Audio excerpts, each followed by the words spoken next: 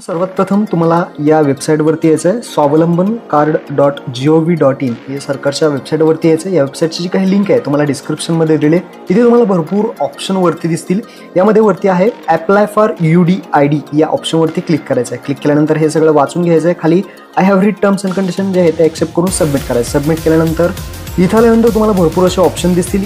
एक एक जे काही ऑप्शन आहे ते समजून घ्या। पहिला पहा I have never obtain any disability certificate UDID card through UDID portal, म्हणजे या पोर्टलमधून तुम्ही कोणतेही डिझॅबिलिटी सर्टिफिकेट UDID कार्ड काढलेलं नाही तर तुम्ही पहिला ऑप्शन सिलेक्ट करायचा आहे। दुसरा आहे I do not have disability certificate UDID card issue through UDID portal but I have disability certificate issue through other platform. जर डिझॅबिलिटी सर्टिफिकेट दुसऱ्या प्लॅटफॉर्ममधून दुसरीकडून कुठून जरी काढलं असेल तर हा दुसरा ऑप्शन सिलेक्ट करायचा आहे। त्यानंतर तिसरा आहे I have apply for disability certificate UDID card but UDID application rejected.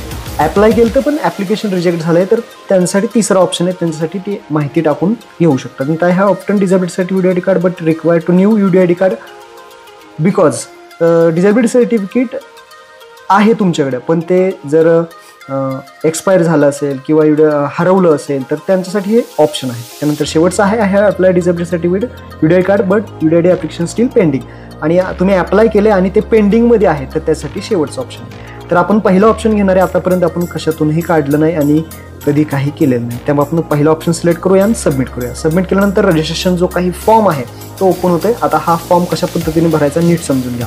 सर्वात पहिले आहे पर्सनल डिटेल्स, ज्यामध्ये ॲप्लिकंट्स फुल नेम, इथे फुल नेम विचारलंय इंग्लिशमध्ये टाकायचं इथे, आणि कसं टाकायचं आहे आधार कार्डवरती जसं आहे त्याचं पूर्ण नाव टाकायचं। त्यानंतर आता इथे एक ऑप्शन येतो मराठीमध्ये टाकायचा, तो कसा येईल थोडं खाली यायचं आहे। खाली आल्यानंतर आपल्याला काय करायचं आहे, इथे आपल्याला महाराष्ट्र स्टेट निवडायचं आहे।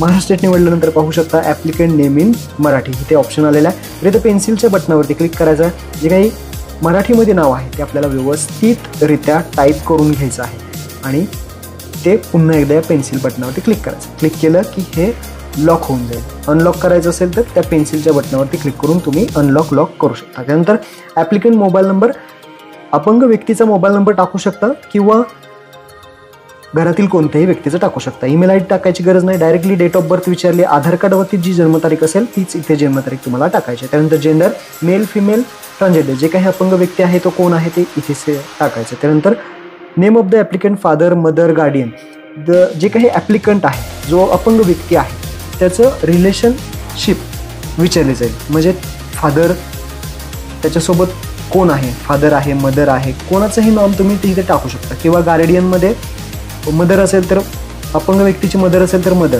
गार्डियन असेल कोण अदर व्यक्ती असेल जसं की husband wife brother sister son daughter uncle aunty self other, अशा पद्धतीचे ऑप्शन आहेत। तर अपंग व्यक्तीबरोबर जो कोणी व्यक्ती असेल त्याचं इथे टाकायचं, त्या माहिती त्या नाव टाकायचं आहे आणि कॉन्टॅक्ट नंबर विचारला आहे, कॉन्टॅक्ट नंबर टाकायचा। अपंग व्यक्तीच्या सोबत जो व्यक्ती असेल तो, मग तो कोणीही असू शकतो। नाव टाकून खाली कॉन्टॅक्ट नंबर ऑफ गार्डियन किंवा तर इथे कॉन्टॅक्ट नंबर टाका। त्यानंतर फोटो, आता हा फोटो अपंग व्यक्तीचा अपलोड करायचा आहे। पासपोर्ट साईज हा 100 KB आतमध्ये असावा। आणि सिग्नेचर मॅन्डेटरी नाही, सोडून दिली तरी चालेल। तर इथे फोटो आपण चूज फाईलवरती क्लिक करून अपलोड करायचा आहे। त्यानंतर सिग्नेचर कोणीही अपलोड केली नाही तरी चालेल। त्यानंतर प्रूफ ऑफ आयडेंटिटी कार्ड, त्यानंतर do you have Aadhaar card आहे का तर येस करायचं आहे। आधार नंबर टाकायचा आहे, आय अग्री या बटनावरती क्लिक करायचं आहे। त्यानंतर आयडेंटिटी प्रूफ आहे ज्यामध्ये आधार कार्ड निवडायचं आहे। त्यानंतर अपलोड आयडेंटिटी प्रूफ, तर इथे आपल्याला PDF मध्ये सुद्धा टाकू शकता, 500 KB पर्यंत तुम्ही अपलोड करू शकता। अपंग व्यक्तीचा आधार कार्ड इथे तुम्हाला अपलोड करायचं आहे। त्यानंतर is the resident address as per Aadhaar कार्डवर जो ॲड्रेस आहे तो तुमचा रेसिडेंट ॲड्रेस आहे का तर येस करायचं आहे। येस करून तुम्हाला थोडं खाली यायचं आहे। खाली ॲड्रेस फॉर करस्पॉन्ड विचारला आहे, तर जो काही तुमचा सध्याचा पत्ता असेल जिथे तुम्ही राहता तो ॲड्रेस तुम्ही इथे टाकू शकता।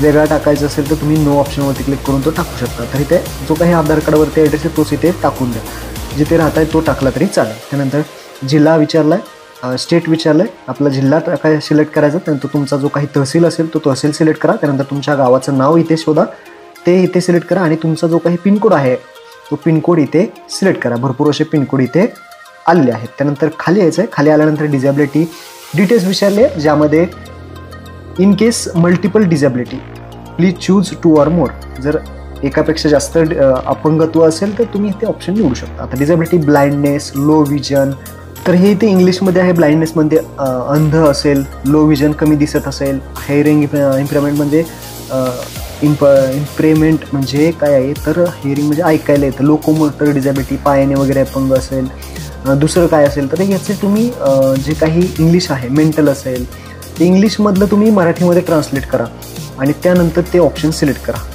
जे काही अपंग व्यक्ती आहे तो कशामध्ये नेमका अपंग आहे ते इथे तुम्हाला त्याची डिझॅबिलिटी टाईप सिलेक्ट करायची आहे. तर इथे अशा पद्धतीने तुम्ही ते सिलेक्ट करा. एकापेक्षा जास्त असेल तर ते सुद्धा टाकू शकता. त्यानंतर डिझॅबिलिटी ड्यू टू कशामुळं डिझॅबिलिटी अपंगत्व आले, ॲक्सिडेंट झाला आहे का, डिझीज झाला आहे का, इन्फेक्शन का, मेडिसिन का अन्य काही, तर ते तुम्ही ऑप्शन इथे सिलेक्ट करू शकता. डिझॅबिलिटी बाय बर्थ, जन्मापासनं हे डिझॅबिलिटी आहे का, अपंगत्व जे आहे ते जन्मापासनं आहे. जन्मापासनं जर असेल तर तुम्ही इथे येस ऑप्शन सिलेक्ट करू शकता. इथे पहा आपण हे डिझीज सिलेक्ट केलं आहे, इन्फेक्शन, ठीक आहे इन्फेक्शन. हां, तर डिझॅबिलिटी बाय बर्थपासनं झाली, जन्मापासनं झाली असेल तर येस, नसेल झाली जन्मापासनं तर नो.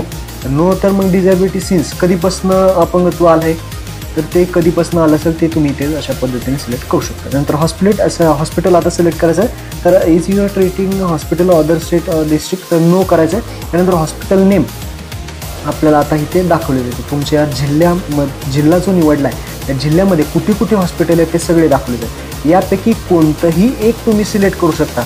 आता एकाच ठिकाणी जाणं गरजेचं नाही, तुम्ही कुठलंही एखादं हॉस्पिटल यातलं सिलेक्ट करा, कॅप्चा टाका आणि टर्म्स अँड कंडिशन ॲक्सेप्ट करून सबमिट बटनावर क्लिक करायचं. एकदम सोपी पद्धत आहे.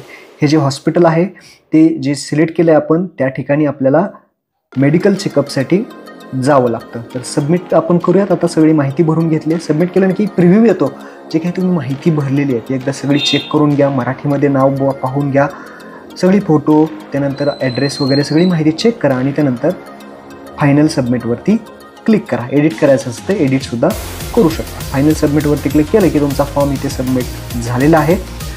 फायनल सबमिट जरी झालं तरी तुम्हाला एडिट करता येतं. आता हे 2 प्रिंटा काढायचे, डाउनलोड ॲप्लिकेशन, डाउनलोड रिसिप्ट, दोन्ही प्रिंटा काढायचे. तुमचे आधार कार्ड, तुमचं रेशन कार्ड आणि पासपोर्ट साईज फोटो या गोष्टी घेऊन तुम्हाला हॉस्पिटलमध्ये जायचं आहे, म्हणजेच अपंग व्यक्तीला हॉस्पिटलमध्ये घेऊन जायचं आहे आणि तिथे त्यांचं मेडिकल चेकअप होईल आणि त्यानंतर 15 ते 30 दिवसाने डाउनलोड करता येईल. नेक्स्ट व्हिडिओमध्ये आता डाउनलोड कसं करायचं ते पाहूया. धन्यवाद. जय हिंद, जय महाराष्ट्र.